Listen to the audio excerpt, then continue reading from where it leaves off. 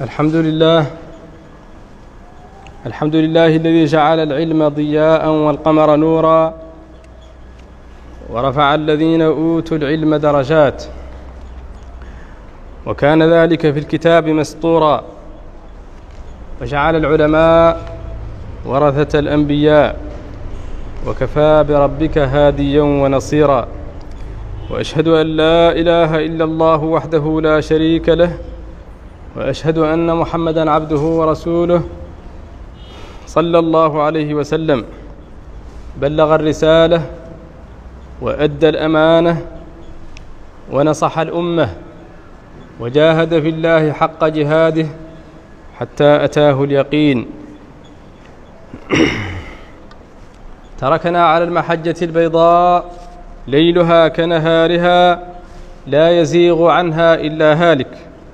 أما بعد، عباد الله، فإن العلم في الإسلام لا حد له ولا نهاية.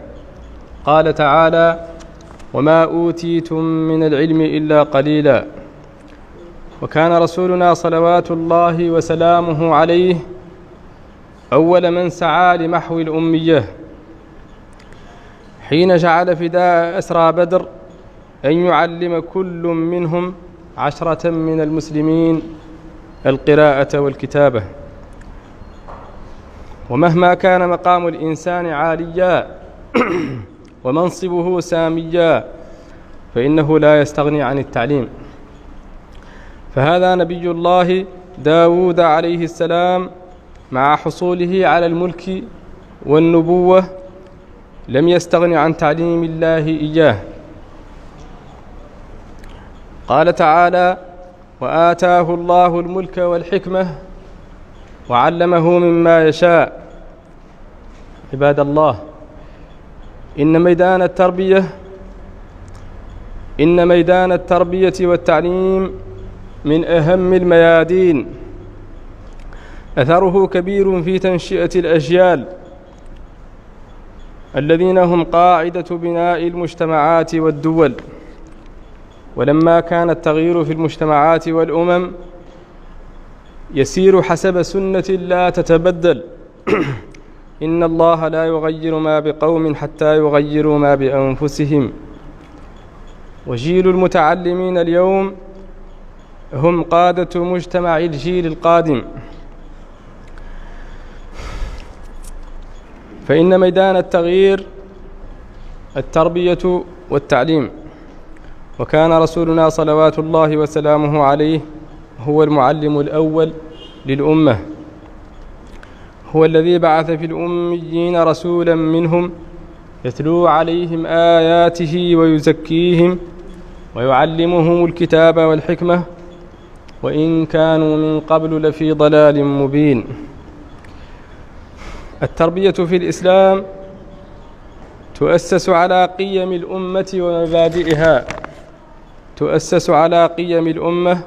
ومبادئها، وبهذا تعلم أنه لا يمكن لأمة من الأمم أن تستعير من مناهجها التعليمية من أمة أخرى.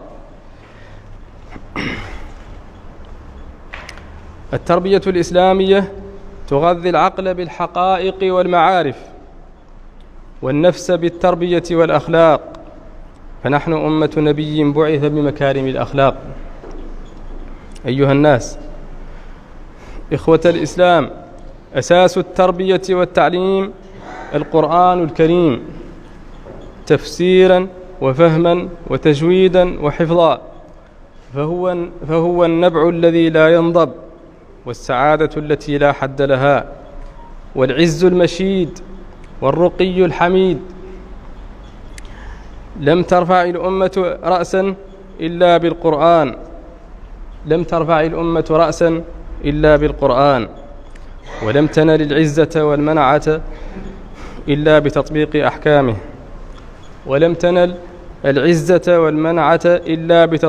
أحكامه. وحري بأمة الإسلام أن ترفع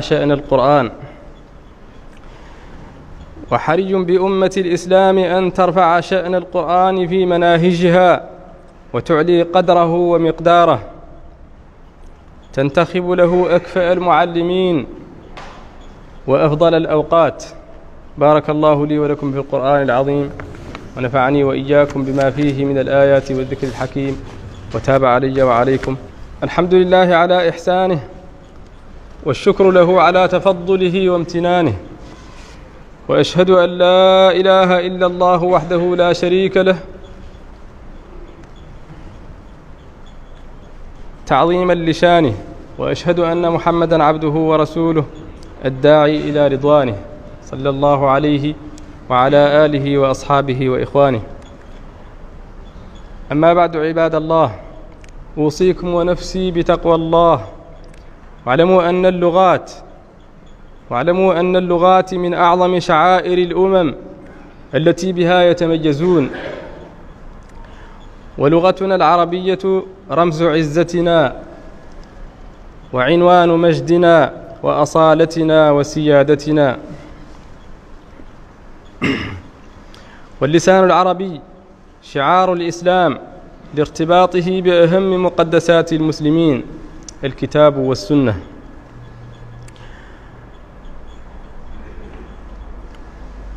واعتياد اللغة الفصحى له أثر على العقل والدين والخلق، كما ذكر ذلك العلماء.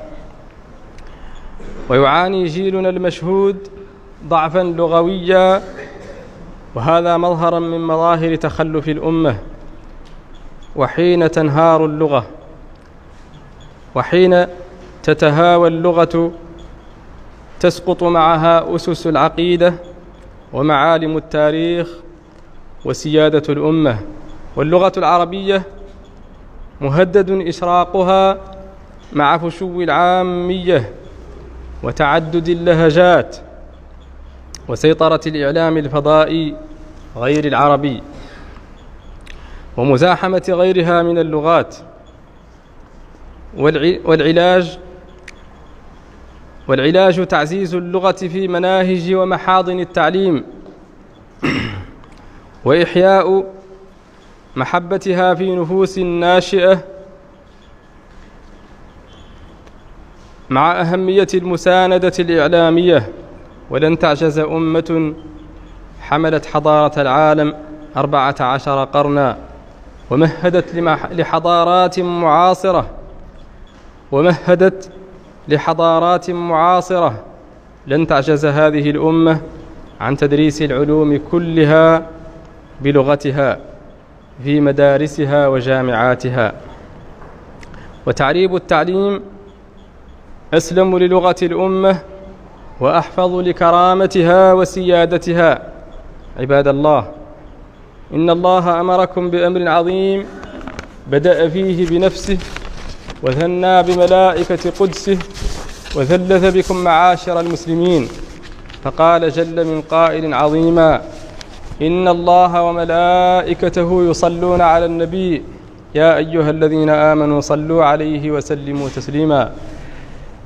اللهم صل وسلم وبارك على سيدنا محمد عبدك ونبيك ورسولك النبي الأمي، وعلى آله وصحبه وسلم تسليما. اللهم لك الحمد كله ولك الشكر كله، وإليك يرجع الأمر كله، علانيته وسره. فأهل أنت أن تحمد، وأهل أنت أن تعبد، وأنت على كل شيء قدير. اللهم اقسم لنا من خشيتك ما تحول به بيننا وبين معاصيك، ومن طاعتك ما تبلغنا به جنتك، ومن اليقين ما تهون به علينا مصائب الدنيا. ومتعنا بأسماعنا وأبصارنا وقوتنا ما أحييتنا، واجعله الوارث منا، واجعل ثأرنا على من ظلمنا، وانصرنا على من عادانا، ولا تجعل مصيبتنا في ديننا، ولا تجعل مصيبتنا في ديننا، ولا تجعل مصيبتنا في ديننا، ولا إلى النار مصيرنا يا رب العالمين. اللهم أعز الإسلام والمسلمين، وأذل الشرك والمشركين، وأوهن كيد الكافرين، وانصرنا عليهم أجمعين يا رب العالمين. سبحان ربك رب العزة عما يصفون، وسلام على المرسلين، والحمد لله رب العالمين. يغفر الله لنا ولكم.